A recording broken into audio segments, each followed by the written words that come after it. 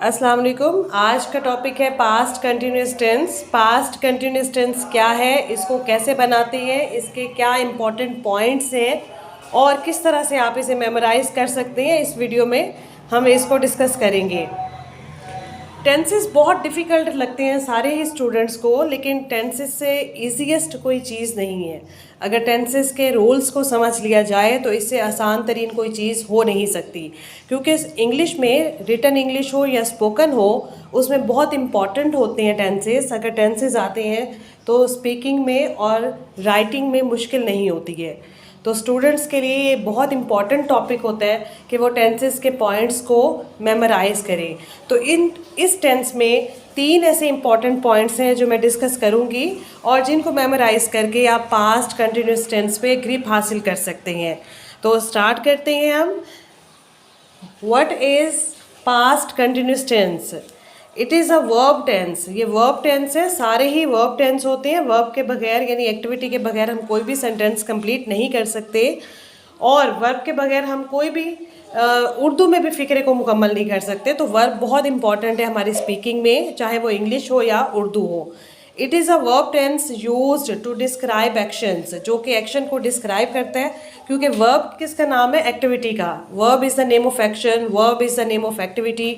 तो activity, action, काम, fail that were happening at same point in the past, जो कि पास्ट में हो रहे होते हैं। It is used to describe ongoing actions और activities that were happening before and after a certain point in the past. तो एक पॉइंट इसमें क्लियर हो गया कि एक पॉइंट जो बहुत इंपॉर्टेंट है समझने के लिए कि actions that were happening in the past, कि पास्ट के एक्शंस को जो कि हैपनिंग हो रहे होते हैं, जो रूनुमा हो रहे होते हैं, उनको हमने इसमें डिस्कस करना है। तो ये एक बहुत ही पहला और बहुत ही इंपॉर्टेंट पॉइंट है जो कि स्टूडेंट्स इसी में ही मिस्टेक करते हैं, उसकी पहचान में। मीन्स के उर्दू की पहचान क्या है, इंग्लिश की पहचान क्या है, इसी में वो मिस्टेक करते हैं। तो फॉर्मूला इसका क्या होगा कि verb to be, some time हम देखते हैं ग्रामर में वर्ब टू बी लिखा होता है, तो टू बी का मीनिंग क्या होता है? Was were. वहाँ पे हमने क्या लगाना है? वॉज वर लगाना है या इज आर एम लगाना है, यानी कंटिन्यूस टेंस। कंटिन्यूस टेंस का हेल्पिंग वर्ब, और साथ में हमने प्रेजेंट पार्टिसिपल यानी आईएनजी फर्स्ट फॉर्म के साथ आईएनजी वाले वर्ड को हम प्रेजेंट पार्टिसिपल कहते हैं। तो ये इसमें आएगा वॉज वर के साथ प्रेजेंट पार्टिसिपल। इसके बाद है उर्दू की पहचान। ये एक थर्ड इम्पॉर्टेंट पॉइंट है कि उर्दू की पहचान को किस तरह से हमने याद रखना है, कि उर्दू में इसकी क्या पहचान बनती है। क्योंकि पाकिस्तानी स्टूडेंट्स के लिए उर्दू की पहचान को मेमोराइज़ करना बहुत ही इम्पॉर्टेंट है, कि अगर वो इसको याद रखेंगे तो ही वो आइडेंटिफाई कर सकते हैं कि ये सेंटेंस कौन सा है। इस सेंटेंस को हम किस तरह से करेंगे? पास्ट में करेंगे, पास्ट कंटिन्यूस में करेंगे, प्रेजेंट कंटिन्यूस में करेंगे। तो लास्ट वर्ड जो सेंटेंस को होता है वो बहुत ही वैल्यूएबल होता है, उसको याद रखना बहुत ही इंपॉर्टेंट होता है। तो पहचान क्या है? रहा था, लास्ट वर्ड जो है रही थी, रहे थे। मैं काम कर रहा था, मैं बर्तन धो रही थी, हम खाना खा रहे थे। तो लास्ट वर्ड जो है वो ये होना चाहिए। उसके बाद हमने इसमें हेल्पिंग वर्ब यानी इमदादी फ़ेल की पहली फॉर्म के साथ हमने आईएनजी लगाना है, और आईएनजी के साथ वो फ़िक्रा जो है फर्स्ट फॉर्म,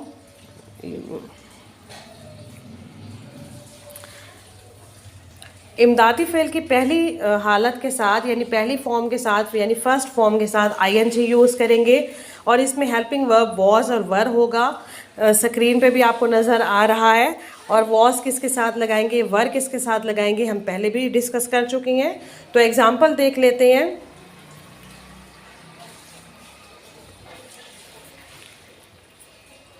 वो तेज़ भाग रहा था, ही वॉज रनिंग फास्ट। अब इसमें ऑब्जेक्ट नहीं है कि वो कहाँ पे भाग रहा था, कौन सी जगह थी, ये ऑब्जेक्ट इसमें नहीं है। इसमें जस्ट हमने फर्स्ट फॉर्म और आईएनजी पे ही सेंटेंस ख़त्म कर दिया। फास्ट जो है वो एडजेक्टिव है, एडवर्ब है, एडजेक्टिव नहीं है यहाँ पे, एडवर्ब है ये। ही वॉज रनिंग फास्ट, वो तेज़ भाग रहा था। नेक्स्ट है दे वर टेलिंग अ स्टोरी, वो कहानी बता रहे थे। अब क्योंकि यहाँ पे सब्जेक्ट प्लूरल है तो इसलिए वर लगाया है। वॉज और वर के साथ हम फर्स्ट फॉर्म और आईएनजी लगाएंगे और फिर ऑब्जेक्ट है। नेक्स्ट हम नेगेटिव देखते हैं, नेगेटिव सेंटेंसेस। और नेगेटिव सेंटेंसेस में क्या करना होता है, वॉज और वर के साथ नॉट लगाना होता है। Sentences, rich man was not giving arms to the poor. Was not आ गया तो वॉज नॉट निगेट कर रहा है कि अमीर आदमी गरीबों में खैरात तकसीम नहीं कर रहा था। Second sentence, the boy was not solving the sum. लड़का सवाल हल नहीं कर रहा था। Next, we were not travelling together, कि हम आपस में यानी इकट्ठे सफ़र नहीं कर रहे थे। नेक्स्ट है इंट्रोगेटिव सेंटेंसेस। इंट्रोगेटिव सेंटेंसेस में हेल्पिंग वर्ब बाहर आ जाएगा। Was he taking part in games, क्या वो गेम्स में हिस्सा ले रहा था, क्वेश्चन मार्क ज़रूर लगाएंगे। Was the poor girl crying, क्या गरीब लड़की रो रही थी, चिल्ला रही थी। Were the Riders travelling on the horses, और क्या घुड़सवार घोड़ों पे सफ़र कर रहे थे। Worksheet,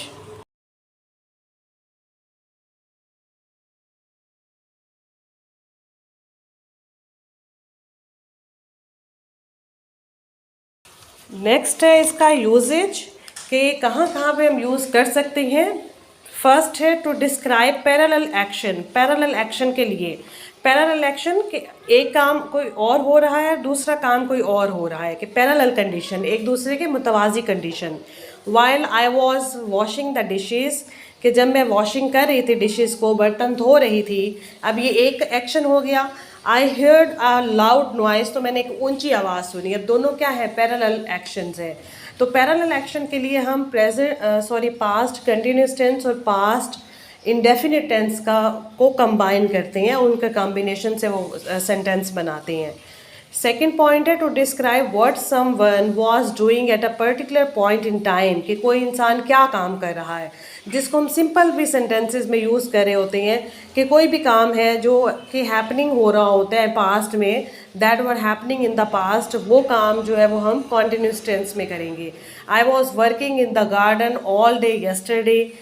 third point, to express interpreted action in the past, कि माजी में हमने कोई ऐसा एक्शन किया हो जिसमें मदाखलत हो, यानी एक ऐसा एक्शन, उस एक्शन को एक्सप्रेस करने के लिए भी हम पास्ट कंटिन्यूस टेंस लगाते हैं जिसमें कोई इंटरप्शन हुई हो।